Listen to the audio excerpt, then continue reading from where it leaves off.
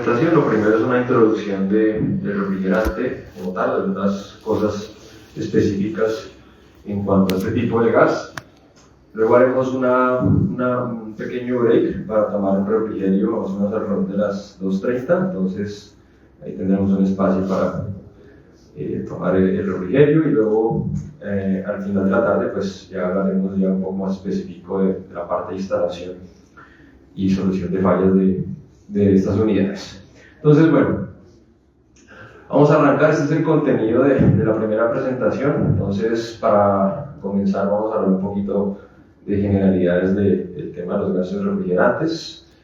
Punto 2, ya hablaremos algo más específico de las propiedades del R32, qué cuidados tener en cuenta, qué propiedades específicas tiene este tipo de refrigerante.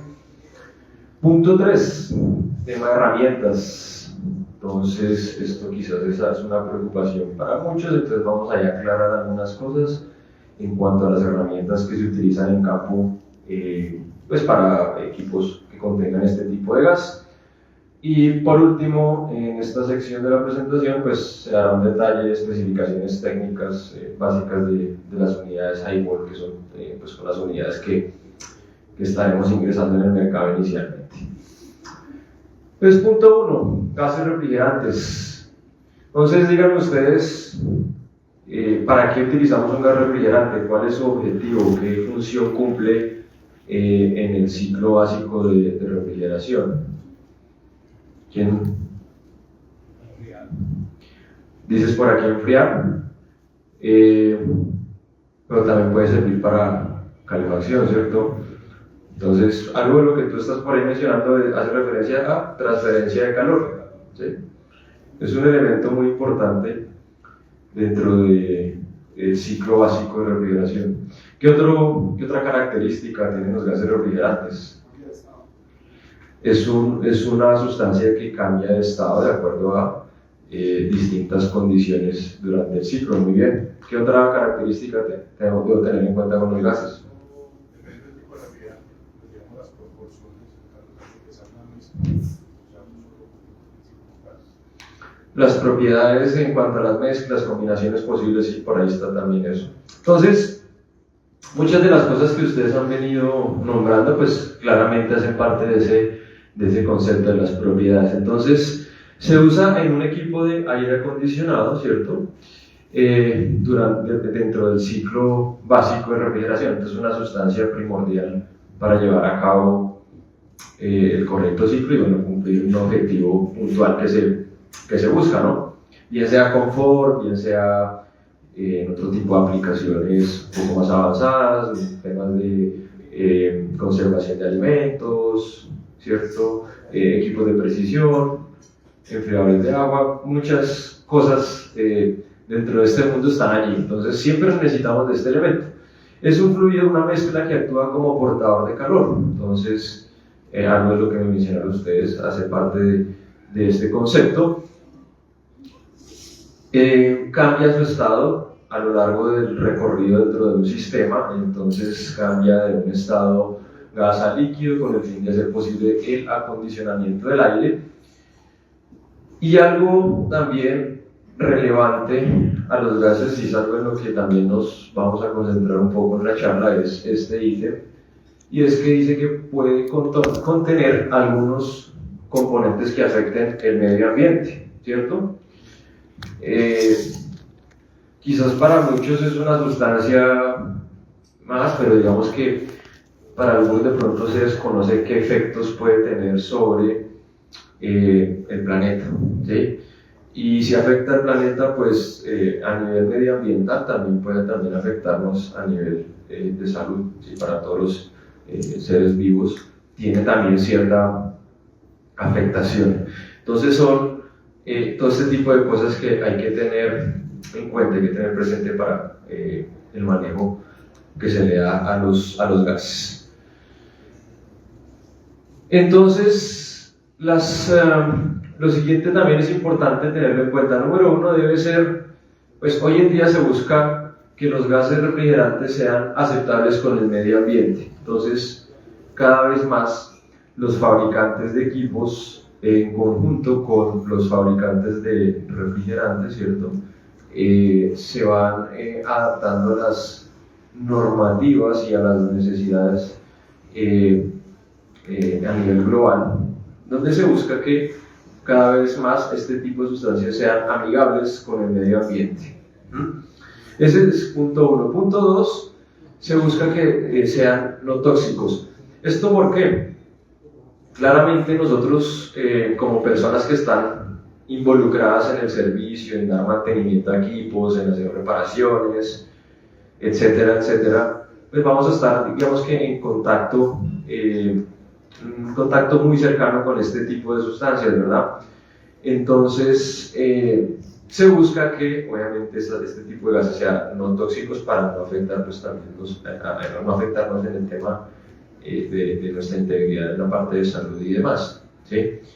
Hay algunas aplicaciones que tienen algún tipo de sustancia que es tóxica. Esto requiere mayores cuidados, un mayor control, no cualquier persona puede manipular exactamente. Entonces, se busca que tenga un menor impacto también en ese nivel de toxicidad que nos afecta a nosotros. Debe ser químicamente estable, es decir, que a lo largo de su recorrido por el ciclo, pues mantenga sus propiedades, que no cambien en cuanto a sus propiedades químicas.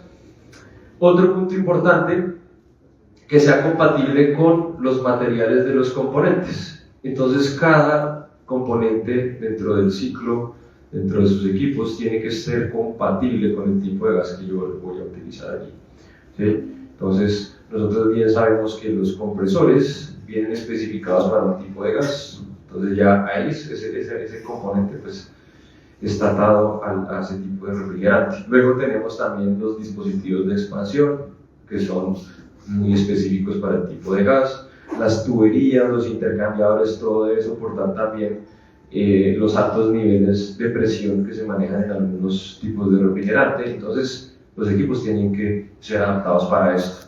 No es, digamos, conveniente en algunos casos, digamos, utilizar componentes que no sean aprobados para un tipo de gas, porque eso puede llevar pues, a una serie de inconvenientes. Entonces hace referencia a esto, y también hace referencia o se considera importante también el tema de la lubricación, ¿sí? Entonces, dentro de un sistema no solamente tenemos circulando el refrigerante, sino que también tenemos el aceite, que hace parte del sistema, porque claramente ya sabemos que los compresores requieren un nivel de lubricación. Entonces van a contener cierta cantidad, los sistemas de climatización van a tener cierta cantidad de aceite por ahí circulando en el sistema. ¿Esto a qué nos lleva? A que el tipo de refrigerante que va a estar en cada sistema tiene que ser miscible con el tipo de aceite, ¿sí? Entonces eso es otro condicional que hay que tener presente, ¿sí? Entonces cuando hablamos de eso, es el soluble en poca humedad. Y otro punto importante es que los fabricantes cada vez más van buscando que sus equipos sean más eficientes. Entonces es una combinación de cosas allí que nos llevan a ir transformando y cambiando los refrigerantes con el transcurrir del tiempo. ¿Listo? Aquí es algo muy importante. Hoy en día los refrigerantes, ¿por qué se están reemplazando? Porque hay cambios. Por este tipo de cosas, ¿cierto? Hay cambios. ¿Por qué se decide de repente de un momento a otro cambiar el refrigerante que se suministra a los equipos? Entonces, debido a su efecto sobre la capa de ozono y el efecto del calentamiento de la Tierra, se define que los refrigerantes tienen que ir cambiando, ¿cierto? Y no solamente aplica en los refrigerantes, ¿no? Muchas otras sustancias con otro objetivo, con otro uso, aerosoles, muchas sustancias químicas que también tengan cierto tipo de afectación. Las entidades encargadas o los entes encargados a nivel ambiental van a ir exigiendo a los gobiernos, ¿cierto?, que se dejen de usar X tipo de sustancias que afecten la capa de ozono y que generen gases cuyo efecto pues, me genere un calentamiento de la Tierra. Esto se mide en dos índices, ¿no? Viene dado en dos índices específicos. Uno es el que se conoce como ODP, cuyas siglas indican Ozone Depletion Potential, es decir, la afectación de la capa de ozono, ¿cierto? El potencial que tiene el desgaste de ozono esa sustancia. Y punto 2, el GWP, ¿cierto? O PSA en español, en algunos casos también está así, cuyas siglas indican Global Warming Potential, es el potencial de calentamiento global que tiene cada refrigerante de manera específica. Entonces, basado en estos dos términos, entonces vamos con el primero, la afectación a la capa de ozono. Entonces, ¿qué sucede? Nosotros sabemos que pues este es el planeta, ¿cierto? Y hay una capa que de cierta manera nos está protegiendo a nosotros, ¿no? Digamos que si no existieran estas protecciones, pues claramente sería muy difícil el desarrollo pues, de la vida como la conocemos al día de hoy. Entonces hay una capa importante que es la capa de ozono, ¿cierto? Que se ve afectada por múltiples sustancias, ¿cierto? Donde hay una reacción química allí entre la sustancia, el ozono, lo veremos en detalle, y se va generando un hueco allí, un espacio. Entonces, esto claramente ha venido afectando a los seres vivos por mucho tiempo. Entonces, es algo interesante de la naturaleza, en este caso la capa de ozono es capaz de regenerarse de manera natural, ¿sí? Entonces han habido momentos donde el hueco de la capa de ozono ha sido muy grande, después se reduce y se ha venido reduciendo. ¿Por qué? Básicamente por los controles sobre el suministro de equipos que manejen este tipo de sustancias que afecten la capa de ozono. Entonces, se ha venido mejorando en eso, sacando del mercado muchos refrigerantes o sustancias que lo afecten. Esto por un lado. Y por el otro, el índice de calentamiento global. Esto básicamente hace referencia al aumento de las temperaturas del planeta, ¿cierto? Gases que se quedan atrapados fácilmente y que afectan la disipación de calor dentro del planeta y genera pues un calentamiento obviamente de las temperaturas, que esto se ve mucho hoy en día en el aumento de los niveles del mar, aumento de temperaturas promedio ambiente en algunas zonas, derretimiento de polos, etcétera, etcétera, etcétera. Entonces, son dos puntos claves que hay que tener presentes. ¿Listo? Y yendo a las cifras, aquí voy a poner en la gráfica, ¿cierto? En la tabla, 4 tipos de refrigerante, ¿cierto? Ustedes van a ver un comparativo donde aparece el ODP de cada refrigerante, el índice ODP y el índice de GWP de cada refrigerante. Entonces, fíjense ustedes que en el R22 teníamos un ODP de 0.055 y un GWP de 1815. Entonces, 1810. Entonces, ¿qué pasa? ¿Qué pasó con el R22? ¿Qué me dicen ustedes que ha pasado con ese tipo de refrigerante? Lo han estado sacando del mercado. ¿Hay algunas personas que sigan trabajando con equipos con R22 de los presentes? ¿Todavía? ¿Todavía existen? ¿Mucho o poco?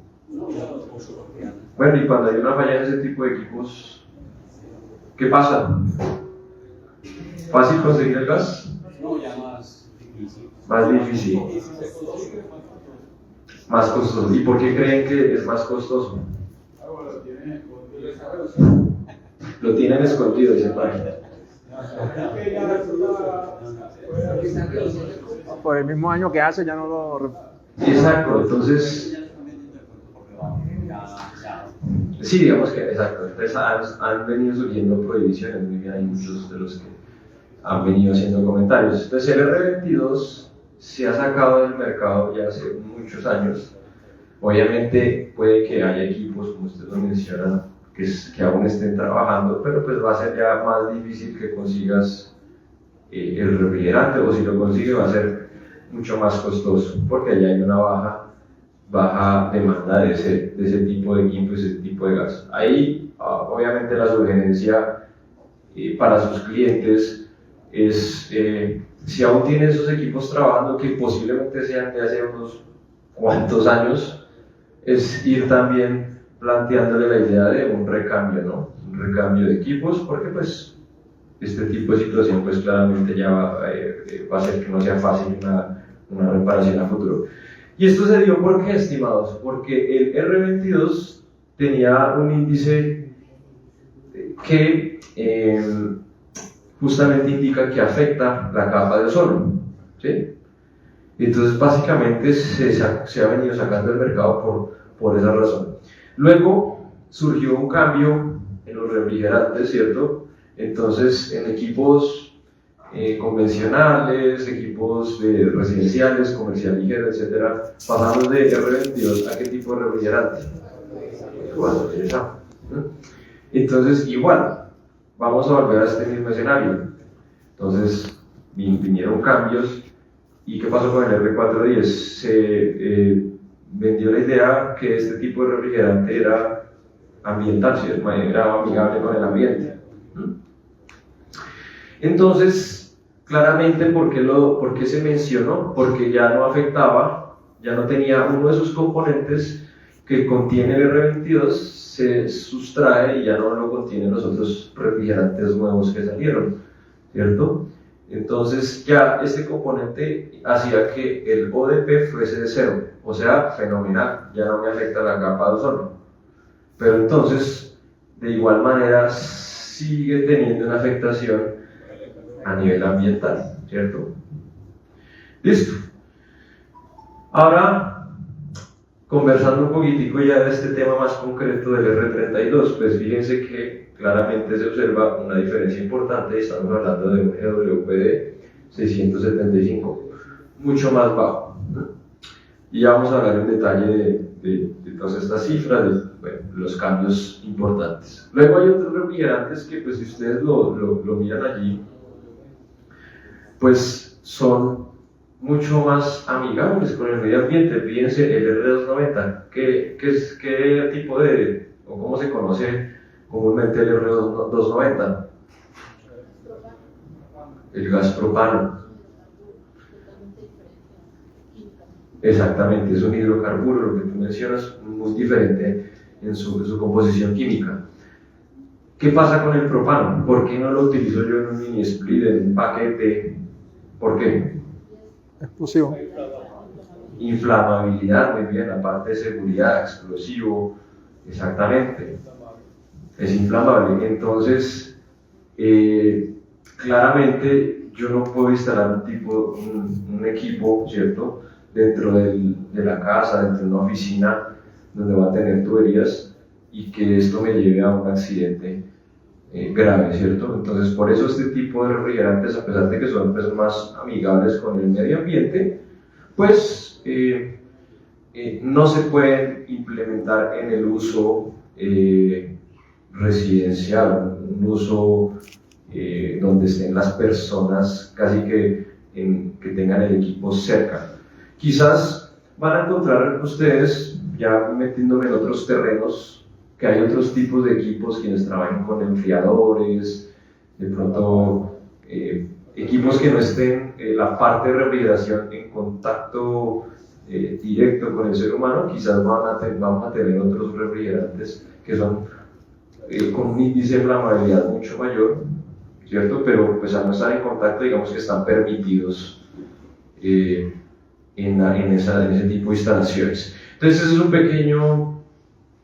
pequeño resumen en cuanto a todas estas cifras del por qué se han venido cambiando. Entonces, yendo un poquito a las normativas, esto es como un pequeño resumen de las prohibiciones de uso que se han venido implementando. Digamos que lo más significativo o la normativa que más afecta a nivel global en cuanto a los nuevos gases, está un poquito orientada a una norma europea, ya la veremos en detalle, pero básicamente se resumen en esto. ¿Qué pasa? Desde el 2010, el R22, que es un refrigerante cuya estructura química es HCFC, hidroclorofluorocarbono, ¿cierto? Tiene un PCA 1810 y un ODP de 0.05. Quedó totalmente prohibido en todos los refrigerantes que hayan la capa de ozono a partir de ese año, ¿cierto? Listo.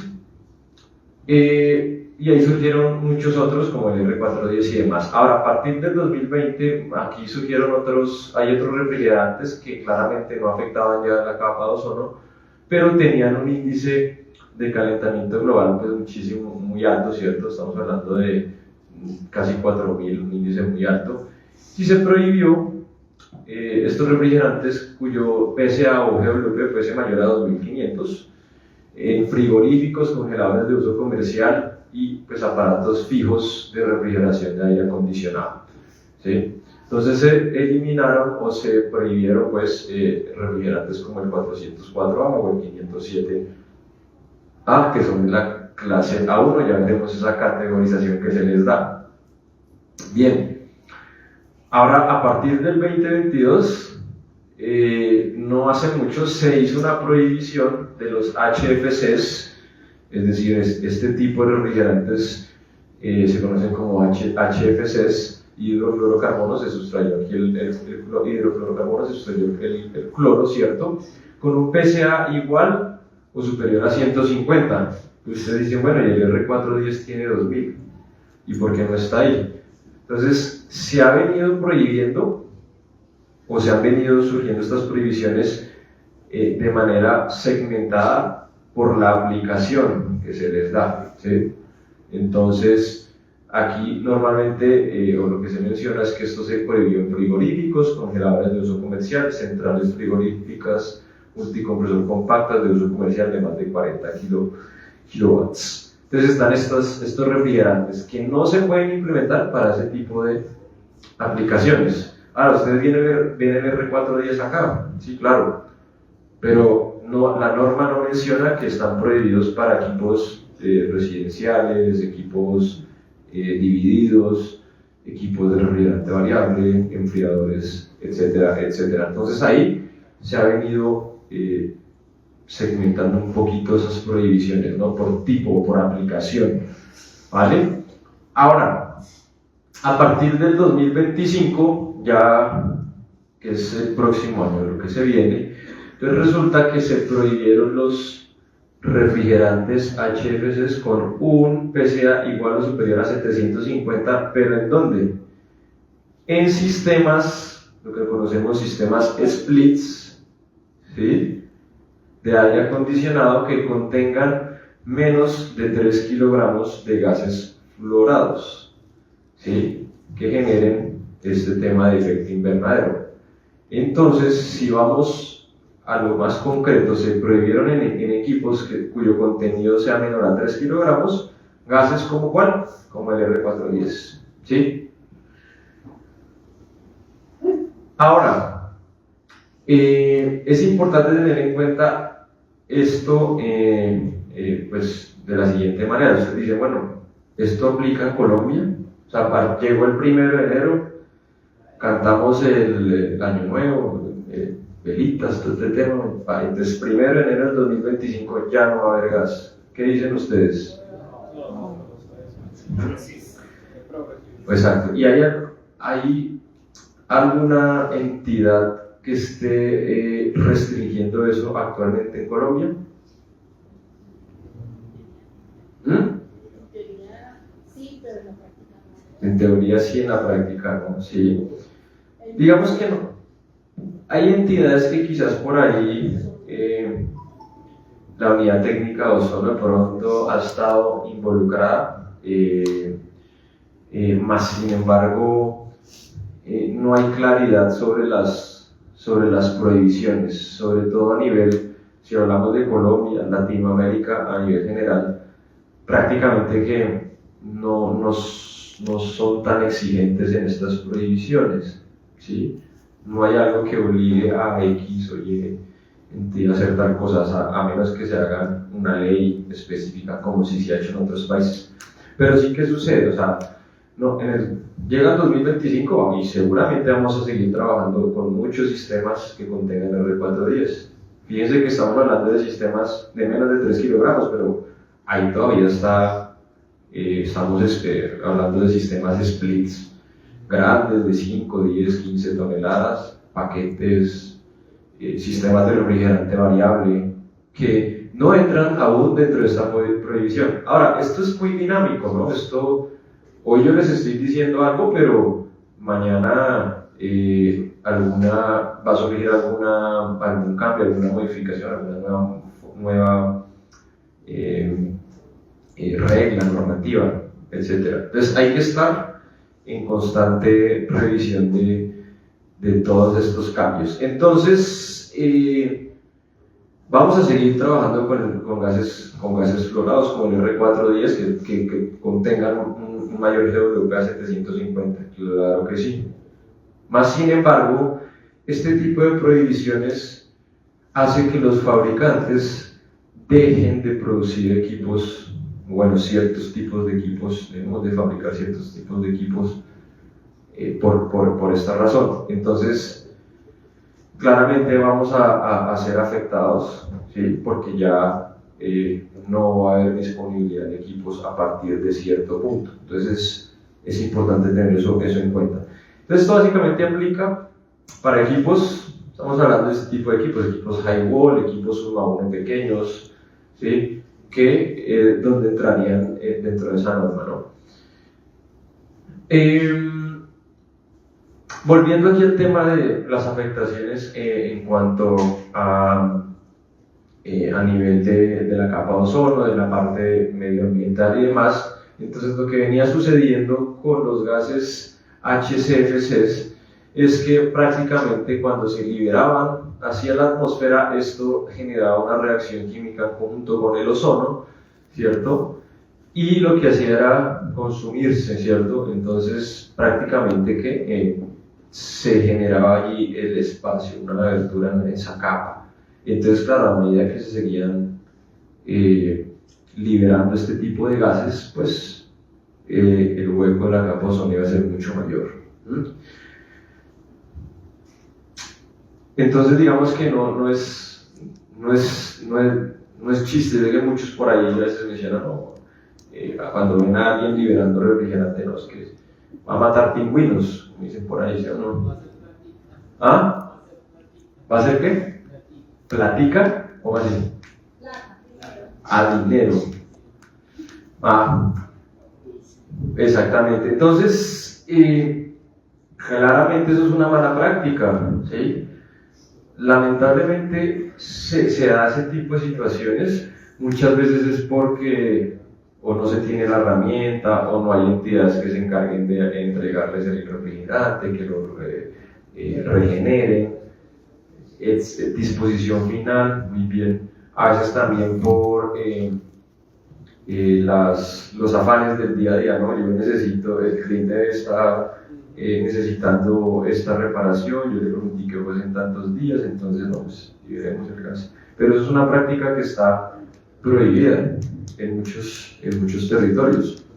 De hecho, yendo no tan lejos, en Estados Unidos, quien trabaje manipulando equipos de aire acondicionado, refrigeración, chillers, debe tener una licencia.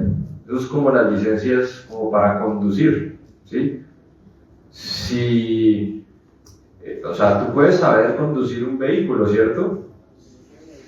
Y tú puedes andar con el vehículo, ¿cierto? Pero el día que un agente de tránsito te tenga la licencia, pues te va a poner una multa, ¿sí? Entonces lo mismo acá, en Estados Unidos, las personas involucradas en instalación, reparación, mantenimiento, etc., tienen que estar certificados por una entidad que es una entidad local, se llama la EPA o EPA, que es la Agencia de Protección Ambiental de los Estados Unidos. Entonces, quien encuentre allí el sitio y no tenga esta licencia, pues básicamente va a estar como en un problema, puede ser pues a nivel económico, inclusive a nivel legal. Y entonces esta licencia, o para ustedes tener esta licencia, tienen que hacer una serie de pruebas, de estudios importantes acerca de la manipulación de gases y conocer todo este tipo de cosas, detalles, propiedades, cómo recuperar, cómo hacerle vacío a los sistemas, etcétera, etcétera, etcétera. Eso es algo que yo espero que en algún momento aquí pues se llegue a dar, pues para obviamente tener unas mejores prácticas. Entonces justamente, o eso se ha venido haciendo por este tipo de situaciones. Ya son normas locales que lo que buscan es generar un menor impacto a nivel ambiental. Cuando hablamos de calentamiento global, lo que sucede es que pues de igual manera se liberan este tipo de gases, ¿cierto? Se van a la atmósfera absorbiendo los rayos infrarrojos de la superficie de la Tierra, y lo que sucede es que el calor de la superficie terrestre no puede atravesar la troposfera, ¿sí? No la puede atravesar, y básicamente va a hacer que los niveles de temperatura pues, se vean afectados e incrementen. ¿Ya? Esto generando impactos, ¿cierto? Los impactos de una incorrecta manipulación de los gases genera cambios en el patrón de tiempo. Entonces vamos a tener temporadas donde los climas van a ser mucho más severos. Ustedes han escuchado hablar de pronto que en distintas regiones donde hay estaciones manifiestan que en el verano las temperaturas están excediendo valores récord, y que en invierno pues también es lo opuesto, ¿cierto? Es decir, temperaturas muy bajas, este tema de los huracanes, etc. Entonces, esto viene dado por muchos factores, no solamente tienen que ver temas relacionados a los vehículos, el diésel, que es la contaminación. No solamente eso entra dentro de la ecuación, sino que nosotros también en cuanto a los sistemas de climatización. Luego, generando cambios en temperaturas, degradación de plásticos, aumenta también los niveles de contaminación en ciudades donde hay bastante población, se reduce la vida marina en los distintos océanos, y también afecta también lo que serían las cosechas. Entonces los alimentos también se ven afectados por todos estos cambios a nivel ambiental, y también a nivel de salud, situaciones de cáncer de piel, cataratas, o de temas muy puntuales en cuanto al tema del sistema inmunológico, los ojos. Entonces es un número de variables importante que es muy bueno que ustedes lo conozcan, en qué puede repercutir. Ahora vamos a referirnos un poco a las regulaciones, ¿no? Entonces hay una normativa importante que se dio en el año 2014, que es el reglamento de la Unión Europea número 517, que se conoce como la regulación de los gases F o gases fluorados, que básicamente busca, o lo que se buscó allí y se ha venido buscando con el paso del tiempo, es la prevención de fugas y emisiones de este tipo de gases, prohibición del uso de gases F, como lo vimos ahorita en esta línea de tiempo, en ciertos tipos de producto o en ciertas aplicaciones, e ir reduciendo gradualmente el suministro de este tipo de gases. Entonces la Unión Europea desarrolló esa nueva regulación buscando ese objetivo principal de reducir el uso de gases fluorados con un alto GWP.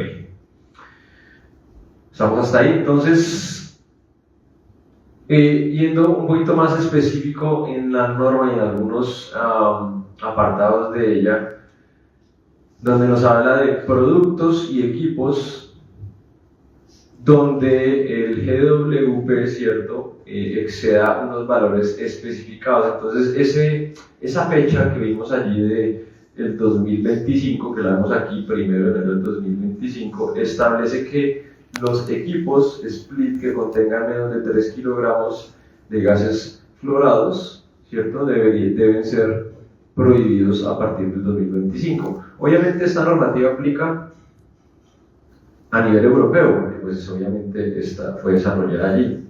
No nos impacta de manera directa, pero vuelvo y lo repito, ¿en qué se iba a impactar? En que esto va a hacer que los fabricantes reduzcan la fabricación de equipos con gases mayores, con GWP mayor a 750. Y de cierta manera, en algún momento va a afectar el suministro de equipos con esa situación. ¿Listo? Entonces, eso es una de las cosas allí importantes. Ahora, vamos a hablar específicamente del R32. ¿Es nuevo este tipo de refrigerante? No es nuevo. ¿Qué es lo novedoso?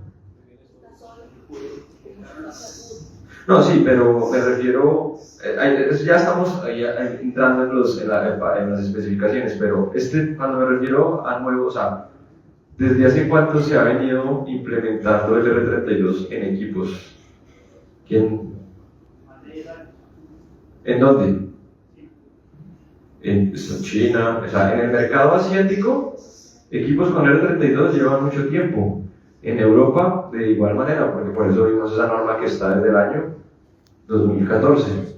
Entonces, si ustedes en algún momento se pegan un viajecito para Europa y ven por ahí equipos en la calle, observen las placas de los equipos y van a ver R32 por todo lado, R32. ¿Qué es lo novedoso? Que aquí en Latinoamérica, hasta ahora, vamos a empezar a hablar de esto. Entonces, fíjense que ya lleva mucho tiempo en el mercado, ¿sí? Entonces no es nada nuevo a nivel operacional, no se está inventando nada. Aparte de eso, fíjense ustedes en algo. ¿Hay algún detalle aquí relevante en esta información? ¿Quién ya se dio cuenta? ¿Alguien me dice? En las propiedades de los refrigerantes, en las estructuras químicas. No. Ajá, es puro. 50, por ahí está la cosa. ¿Qué es una mezcla? ¿Qué refrigerante es una mezcla? R410. El R410. Y entonces el R410 justamente está compuesto por el 50% de R32, exactamente. ¿Listo? Entonces fíjense ustedes que, pues, de manera o sea, sin darnos cuenta, hemos venido trabajando con R32 hace mucho tiempo. Ahora que estamos, es una combinación con otro gas, pues ya es otra cosa, ¿sí? Entonces, lo primero a tener en cuenta es eso. R32 es un refrigerante netamente puro, versus lo que el R410 es una mezcla, ¿cierto? 50-50. Entonces, ¿qué diferencias a nivel práctico, a nivel de utilización del refrigerante, de manipulación? Teniendo esas dos situaciones, ¿qué cambios hay ahí? No, ya eso ya es otra situación, pero cuando ustedes tienen que cargar un equipo, menos carga, pero me refiero a los métodos de carga. Puede cargarlo por líquido o por... Exacto. Entonces el R410 siempre teníamos que invertir el cilindro, ¿cierto? ¿Por qué? Es una mezcla, entonces yo no puedo, si lo cargo en esta posición, es decir, la posición habitual, va a salir en estado gaseoso, y esto lo que hace es romper, descomponer esa mezcla. Y claramente esa práctica lo que va a hacer es que el refrigerante pierda sus propiedades. Entonces, eso es una de las diferencias allí. En el R32 ya se puede, digamos que, cargar en estado gaseoso líquido sin tener en cuenta una pérdida de sus propiedades. Eso como primera medida. Segundo, ¿Son refrigerantes con un nivel de toxicidad negativo? No. Índices ODP, ya lo vimos, 0 para el R32, 0 para el R410, índice de GWP 675, mucho más bajo con respecto al R410A. Punto importante acá, flamabilidad, que por ahí comentaron, ¿sí? Entonces, cuando una sustancia es inflamable, ya eso genera un riesgo, ¿no? Entonces ya a nivel de seguridad, a nivel de manipulación, a nivel de desde el almacenamiento, transporte, utilización, registros, para allá dijeron registros, niveles de importación, todo lo que conlleva mover el refrigerante, si es una sustancia inflamable, eso cambia un poquito la ecuación, ¿cierto? Desde todos los puntos donde tengamos que trabajar con el gas. Pero dice aquí TINI, ¿no? TINI traduce ligeramente, ¿sí? Entonces, si uno dice dentro de una categorización que se da para los gases, hay ligeramente inflamable y altamente inflamable, ¿sí? Altamente inflamable, pues obviamente es un riesgo mayor. Ya vamos a hablar un poquito de eso. Mientras que el R410 es una sustancia no flamable. Entonces, esas son una de las grandes diferencias. Otro punto importante es la carga o la cantidad de refrigerante que requiere un sistema, haciendo una comparación, ¿no? Fíjense ustedes que la carga relativa es de 0.87 versus 1, que sería el R410. Palabras más, palabras menos, los equipos requieren un equipo, comparando un R410 del mismo tipo R410 con un R32, va a requerir menos refrigerante. Y entonces, ¿qué pasa? Al requerir menos refrigerante, ¿qué sucede?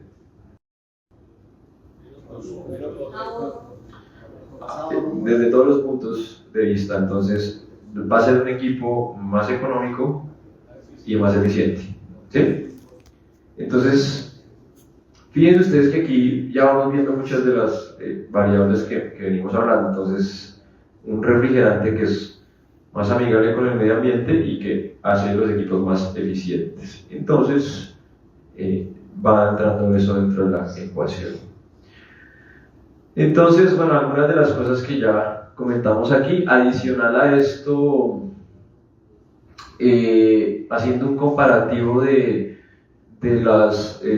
cifras de operación, sí hay algo importantísimo aquí, y es que bueno, la presión de saturación es aproximadamente en el R32 un 3% mayor en comparación a la del R410, y las temperaturas de descarga en unas condiciones balanceadas pueden estar oscilando entre 7 a 15 grados Celsius por encima, ¿sí? Entonces, pues claramente está un poquito atado a, bueno, no puedo tener un compresor que está especificado para R410 trabajándolo con un gas R32, porque posiblemente voy a tener mayores temperaturas, me degrada el aceite y se va a dañar el compresor. Entonces, esos son algunas cifras o cambios que son significativos a la hora de hablar entre un tipo de gas R32 y R410. ¿Listo? Vemos aquí la tabla presión versus temperatura de unas curvas con los distintos gases, con algunos de los tres más relevantes en equipos de confort. Entonces, R32, R410, R32 en color verde, R410A en color rojo y una curva de color azul que sería el R22. Entonces, ¿qué pasa? Cuando hubo un cambio entre el R22 y el R410, pues las presiones de operación claramente eran muy diferentes. Entonces ahí es donde teníamos que cambiar los manómetros, que en su momento digamos que el mundo de las herramientas tampoco estaba tan avanzado, entonces no había manómetros digitales, teníamos los manómetros análogos, entonces eran con escalas completamente diferentes. Entonces tenemos que comprar un manómetro especificado para R410, acoples, mangueras, bueno, etcétera, etcétera. El aceite, la manipulación del aceite también se ve afectada. Entonces, fíjense ustedes aquí en algo. ¿Hay alguna diferencia entre el R410 y el R32? ¿Ah? Mínima, mínima. O sea, sí la hay, pero es ligera en niveles operacionales habituales, ¿no? De operación desde confort habitual. Entonces, claramente si las temperaturas son un poco mayores, pues esa separación, esa diferencia entre los dos, pues va a ser mucho más grande, pero pues no vamos a llegar a esos niveles en equipo convencional, habitual, ¿cierto? Entonces, son cambios mínimos a nivel operacional en valores, cifras de presión versus temperatura. Otro punto importante, el tipo de aceite. Entonces, rápidamente, en el R22 utilizamos aceites de tipo mineral, ¿sí? Mientras que en el R410 ya pasamos a aceites de tipo sintético. Cada compresor dice qué aceites puede permitir en caso de tener que hacer algún recambio de aceite. Pero básicamente entre los dos es el mismo tipo, aceite sintético, éter. Algunas referencias en el mercado se pueden encontrar así, BG74 o RB74AF para el R32. Entonces aquí no hay inconveniente. ¿Estamos? Si aún, como muchos de ustedes me mencionaron que trabajan en algún momento con equipos R22, pues es importante que pues, tengan una herramienta dedicada para ese tipo de equipos. Y si vamos a trabajar con R410, pues otra herramienta. Porque utilizar manómetros, mangueras, se contaminan con aceite. Cada vez que ustedes presionan allí el puerto de servicio, se van a llenar de aceite un poco las mangueras. Entonces es recomendable que se utilice ya la herramienta específicamente para este gas. Ahora, ¿qué dicen ustedes? ¿Entre el R32 y el R410 puedo compartir la herramienta? Pues ahí ya vamos sacando conclusiones de eso, ¿cierto? Muy bien. Eso en este apartado del aceite, que es importantísimo. Entonces, no grandes diferencias. Listo.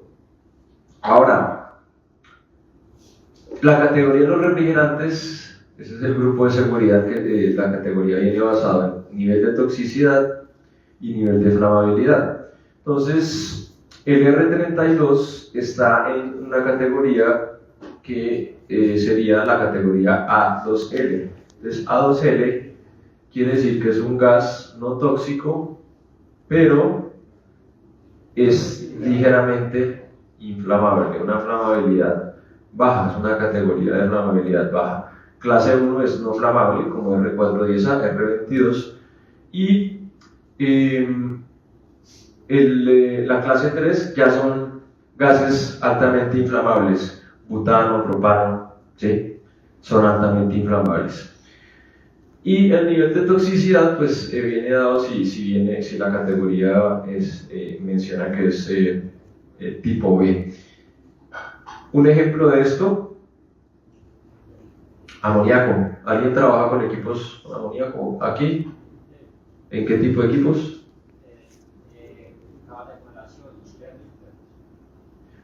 O en cavas de congelación, mencionaste, o equipos hay enfriadores de absorción que trabajan.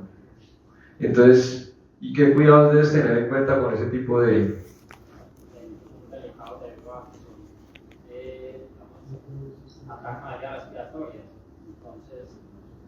los movimientos son imprecisos?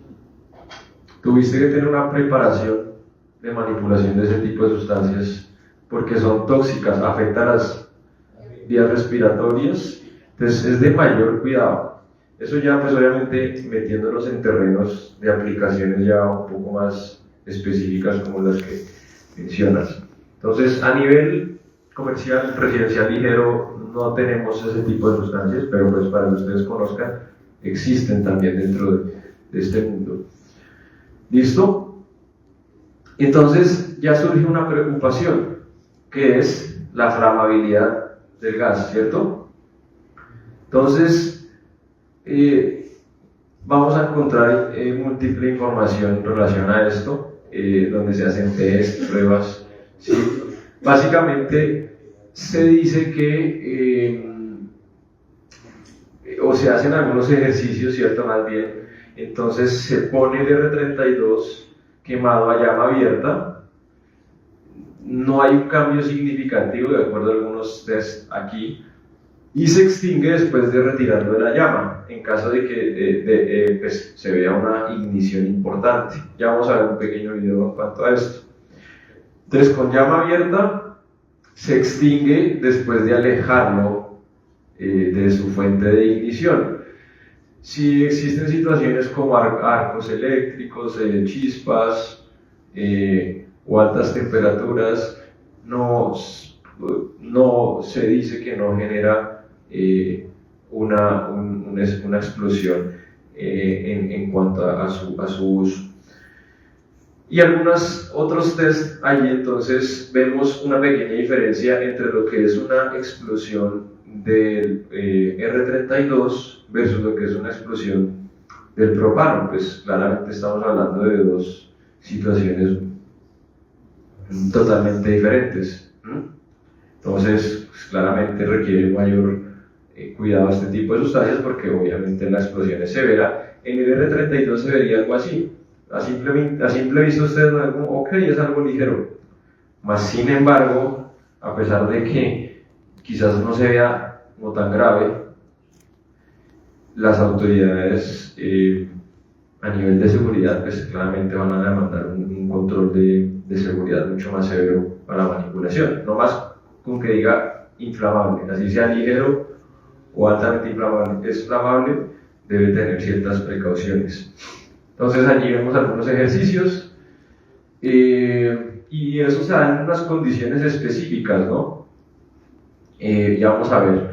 Entonces aquí se usan algunos encendedores y quemadores comúnmente usados en el trabajo. El experimento muestra la propagación de las llamas, pues, la propagación de las llamas, si se dan en niveles importantes a nivel horizontal o vertical. Entonces cuando las llamas se extinguen, la propagación vertical de la llama desaparece.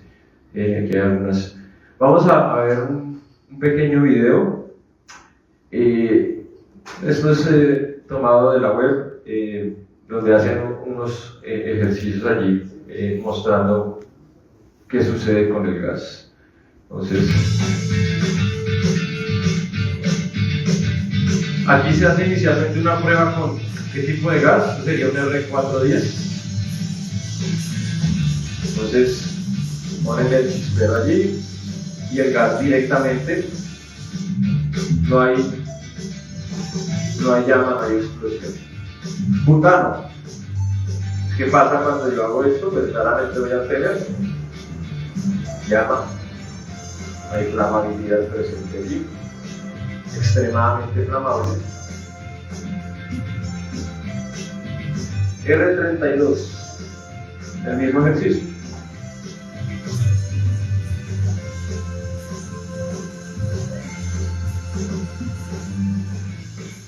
Se observa como unos pequeños destellos, ¿no? Como unas chispas, es como el cambio físico es lo que se alcanza a observar, no pasa más allá de eso. Ahora, teniendo una llama abierta, ¿cierto? Ahora hace fluir el gas directamente a través de la llama. Entonces el R32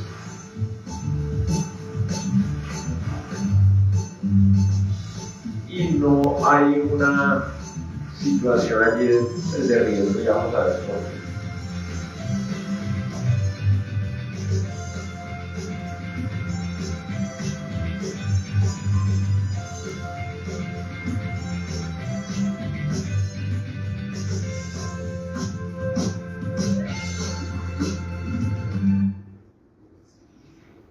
Bueno, entonces, ¿por qué según el video que vimos allí, no ocurrió una ignición importante.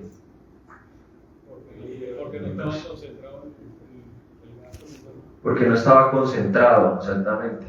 Por Las ejemplo. propiedades físicas que tiene el gas por sus moléculas hacen que no se acumule y por la densidad es más ligero que el propano. Si el propano sí se acumula, se queda abajo y por eso te queda una explosión. Mientras que en el DLT no. Exactamente, o sea, haciendo ese comparativo, obviamente las propiedades entre uno y el otro son muy diferentes y en ese escenario en ese escenario, o sea, ¿qué observaron ahí? ¿Dónde esta persona que estaba haciendo ese ejercicio, dónde estaba? Al aire libre, ¿sí? Yo no creo que el hombre estuviera en un cuarto allá en la habitación cerrado haciendo estas pruebas, claramente no es la idea. Entonces, está al aire libre. Entonces, ¿qué pasa con el nivel de concentración de los gases? Se libera rápido. Aún así, sustancias como el butano, pues ahí generan obviamente un encendido, y pues porque se utiliza justamente para hacer tareas de soldado y demás, necesito la llama. El R32 en esa situación no va a generar una situación de peligro. ¿Dónde sí genera una situación de peligro? Es en un espacio, en espacios confinados, ¿sí? Y esto quizás, digamos que el peligro aquí, o el riesgo, no es tan significativo, entre otras cosas, porque ¿cuál es la cantidad de gas que puede tener este mini split, por ejemplo? Menos de un kilo.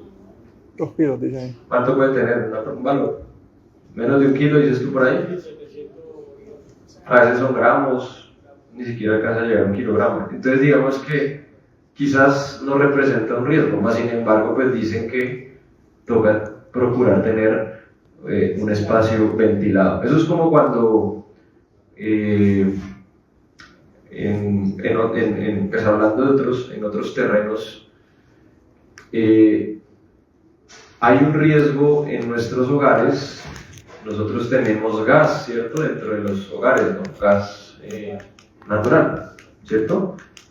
Entonces, cada cierto tiempo, bueno, ya hoy en día las construcciones tienen que dejar las cocinas con unos espacios de ventilación, por norma, y si tienes edificaciones un poco antiguas, pues las entidades que suministran este tipo de gas te obligan a que tienes que abrirle un hueco a la fachada, ¿cierto?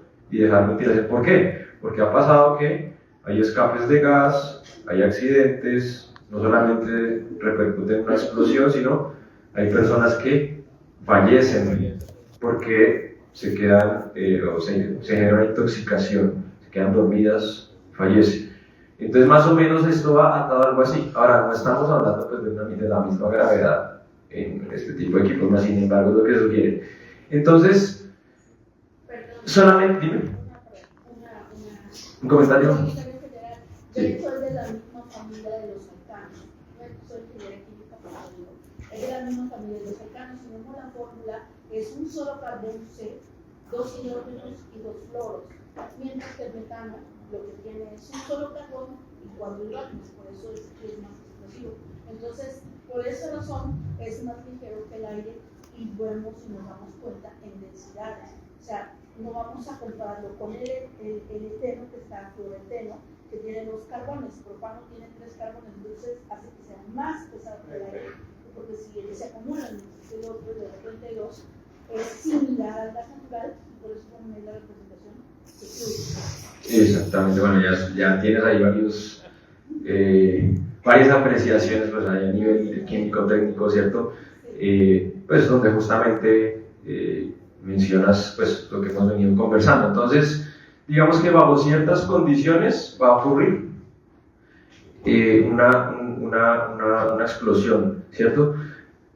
Digamos que en una instalación puede que no haya tanto riesgo, donde de pronto sí podemos tener un riesgo importante. ¿Qué ejemplo me ponen ustedes ahí? ¿Dónde?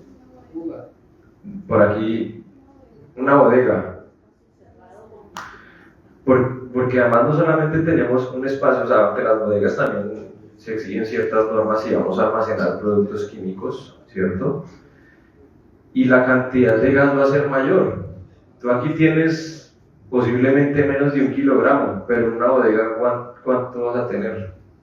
Vas a tener muchos cilindros, entonces ya eso es otro terreno, ¿no? Que las personas a cargo del almacenaje y todo esto pues sigan las correspondientes normas de seguridad aplicables para el almacenamiento de este tipo de sustancias. Eso es otra situación, pero se puede presentar algún tipo de accidente. Entonces, Ahí de hecho está la concentración, si lo vemos, el límite inferior de inflamabilidad, el 3.3, es difícil, y 29, pues no. sí, El rango es muy- ese es el rango exactamente donde ocurre el nivel inferior y el nivel superior de inflamabilidad, donde puede ocurrir una explosión. ¿Listo?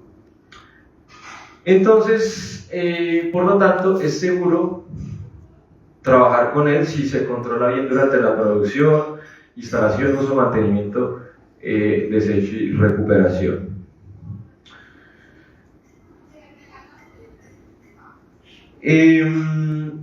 Y bueno, hablando un poquito de las diferencias en cuanto a los materiales, ¿no? Entonces, los materiales implementados en este tipo de equipos pues van un poquito orientados a generar, o más bien a prevenir alguna explosión o alguna afectación allí importante en cuanto a esto. Entonces, digamos que todo lo que son las placas, vamos a tener las placas, me refiero a las tarjetas, deben tener fusibles de tipo cerámico, ya no serían pues los de vidrio.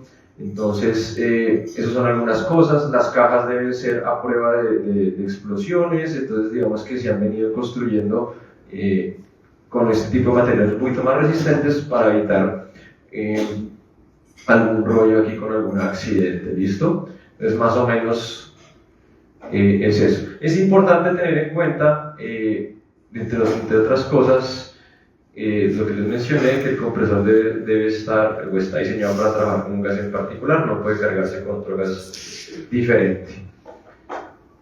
Algunos otros puntos importantes,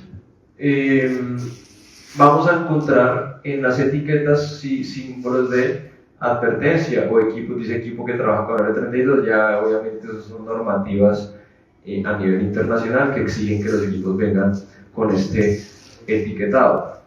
Es más, de pronto quienes trabajan con equipos de refrigerante variable, por ejemplo, en nuestra línea de refrigerante variable Hitachi, es probable que quien por ahí trabaje con quien esté instalando un equipo de estos, vea la placa y dice ahí R32. Entonces ustedes dicen, uy, entonces será que la embarré, pero estoy metiendo R410. No, ese tipo de equipo soporta el refrigerante R32 porque en Asia se puede utilizar con otro tipo de sistemas específicos que manejan ese tipo de gas. Entonces, ya los equipos vienen adaptados, interiores o evaporadores, vienen adaptados para los dos tipos de refrigerante. Ahí hago ese pequeño paréntesis donde encontramos algunas etiquetas. Entonces, en los manuales, en las tapas de los equipos vamos a encontrar algunas cosas allí. Vamos a hablar rápidamente de las herramientas. Esto va a ser muy breve. ¿Por qué? Vamos a ver aquí algunas cosas relevantes.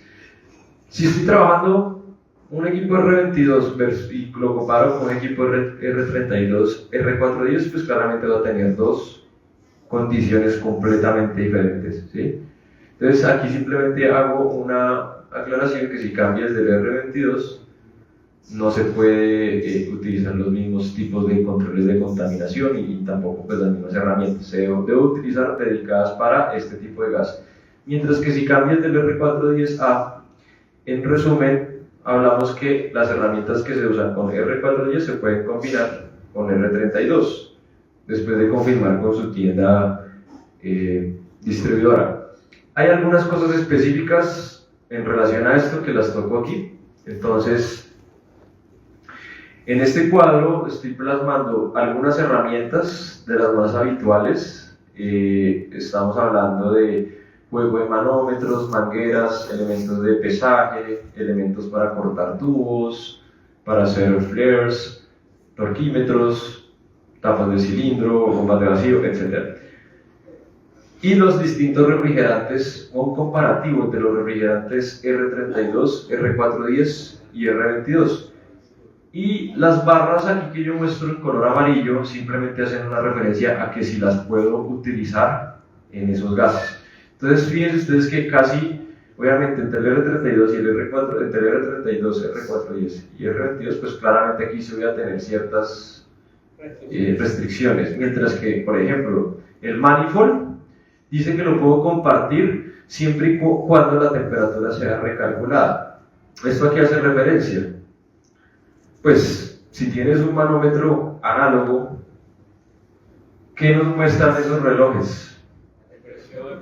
La presión y la temperatura de saturación. ¿Correspondiente a qué? Al refrigerante.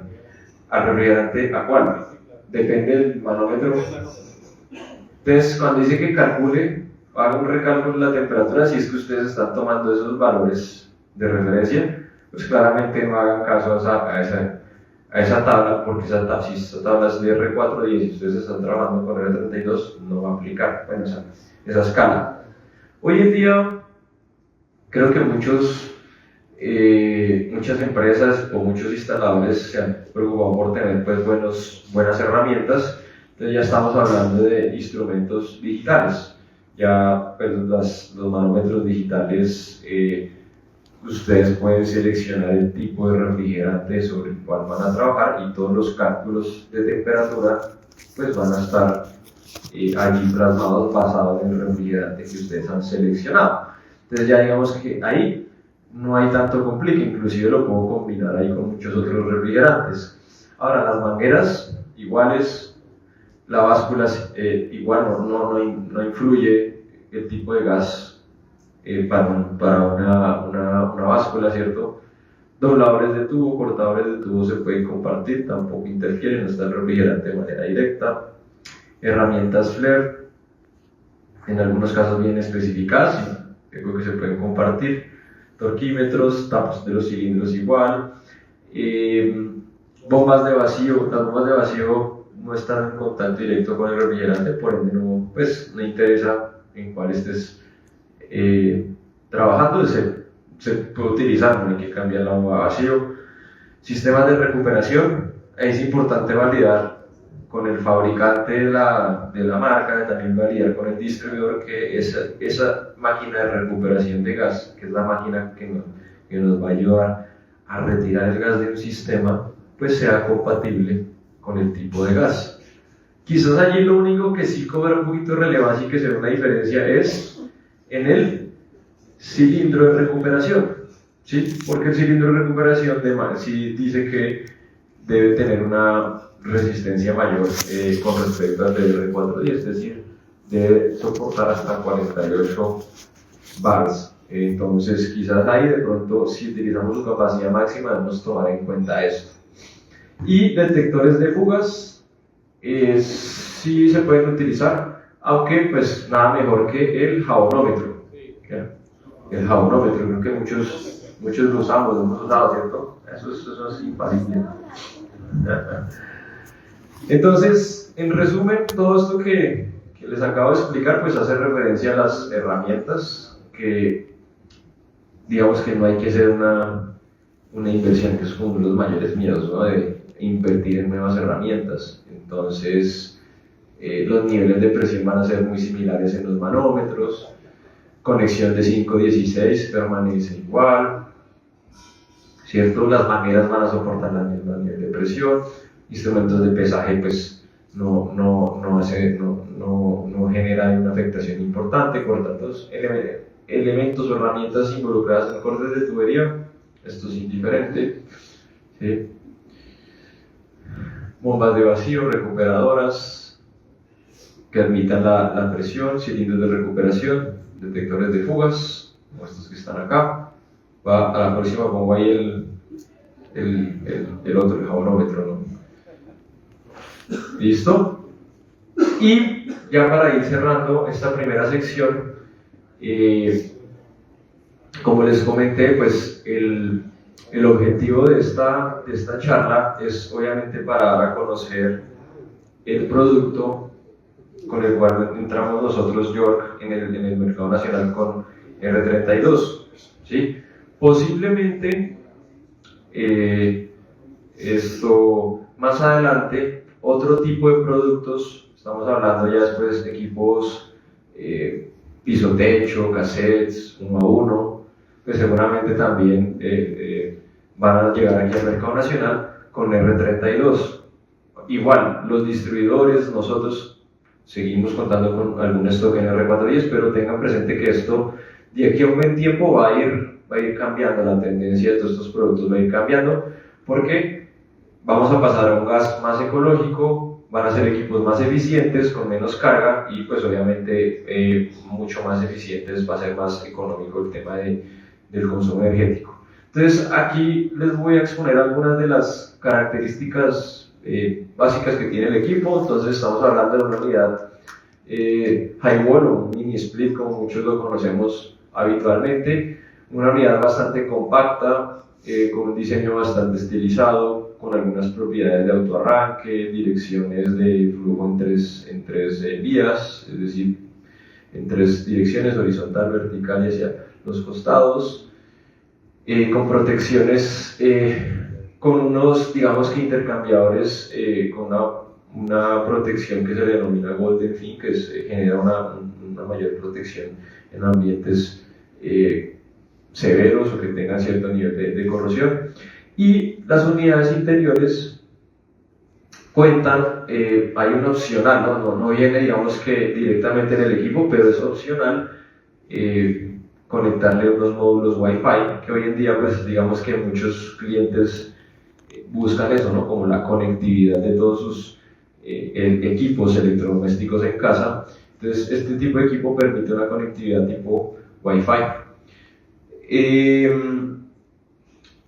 El control remoto, bueno, pues con sus operaciones básicas, varios modos de operación allí, y la unidad condensadora con un diseño también bien compacto, bien estilizado, viene con pues una tarjeta electrónica que a su vez pues es la tarjeta principal que va a controlar el funcionamiento del compresor basado en las condiciones del sitio y demás. Entonces, unidad completamente inverter con unos LEDs de estado que les van a decir cuáles son las fallas, ya hablaremos en la segunda sección de esto. Viene con unas protecciones de 3 minutos, es decir que en fluctuaciones de energía o en cortes de energía va a esperar unos 3 minutos para arrancar de vuelta, evitar esos ciclos cortos que pueden afectar muchísimo el funcionamiento de estos equipos. Instalación muy fácil, de fácil mantenimiento, con protecciones pues obviamente para las válvulas, las tarjetas y también el serpentín con una protección Golden Fin. Entonces, más o menos en resumen lo que hablamos es alguna de las características, están en la ficha técnica. En capacidades vamos desde los 12 hasta, bueno, en este caso hay otra versión que va hasta los 36.000 BTUs, la 30 no acá. Entonces va 12, 18, 24 y otra versión de 36. Entonces estas unidades se van a suplir monofásicas para voltajes pues, de 2.8 a 2.30 voltios, 60 ciclos, que es lo que se maneja en nuestra región.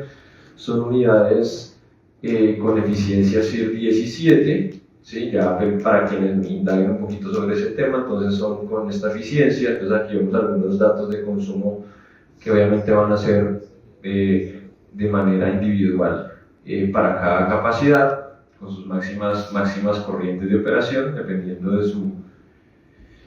de sus capacidades. Vemos aquí también en las fichas técnicas, vamos a encontrar datos específicos en cuanto a las cargas de refrigerante que tiene cada equipo. Entonces, el tipo de refrigerante R32, aquí me disculpan, la carga viene expresada en gramos, no es kilogramos. Dice 470 son gramos, 600 no. Entonces, la carga de la condensadora, es lo con lo que viene el equipo de manera estándar, está expresada en esta línea. Van a encontrar también los diámetros de conexión para que pues, se prevea también en una preinstalación cuáles son las tuberías a implementar. ¿Sí? Esto está expresado en milímetros. En cuanto a distancias, todos bien sabemos que las unidades mini split en su gran mayoría son unidades para instalar con unas distancias no tan amplias. Si en algún caso se necesita instalar equipos con una distancia superior a las que están en las fichas técnicas, pues probablemente vas a tener que utilizar otro tipo de equipo porque este no viene diseñado el compresor para tantas distancias. A veces me preguntan, ¿puedo instalar a 30 metros, 40? O sea, realmente se sale del límite. Entonces estamos hablando que la máxima longitud en todos sus escenarios es de 15 metros, ¿sí? La distancia de tubería total, 15 metros. Y diferencia de altura no debe ser superior de 10 metros, que es la diferencia de altura, es decir, si tengo la condensadora abajo y la unidad interior arriba o viceversa, esa separación no debe exceder los 10 metros. Conexión estándar viene para 5 metros, es decir, que la conexión la carga por la que viene el equipo viene dada justamente para 5 metros. Más allá de eso ya tocaría agregarle refrigerante. Entonces, en esos escenarios, aquí hay dentro de la ficha técnica hay un ítem que dice carga adicional y básicamente hace referencia a esto. Entonces, por ejemplo, para el de 12.000 dice que son 16 gramos por cada metro adicional, es decir, 16 por la longitud calculada menos 5 metros. ¿Por qué 5 metros? Porque son los 5 metros estándar que ya tiene el equipo. Entonces básicamente se traduce 16 para este modelo y 24 gramos para los demás que están allí. Y también vamos a encontrar las temperaturas de operación, ¿sí? Entonces los equipos trabajan.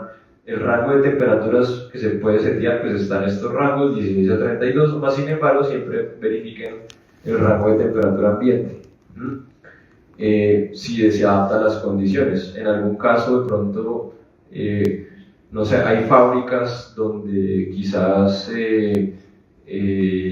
no sé, hayan fuentes de calor importantes, entonces si la temperatura ambiente del sitio o de la ciudad es una, pero cuando vas a instalar el equipo ten en cuenta cuál es la temperatura en la que está, porque se puede ver afectado, entonces quizás no te va a funcionar.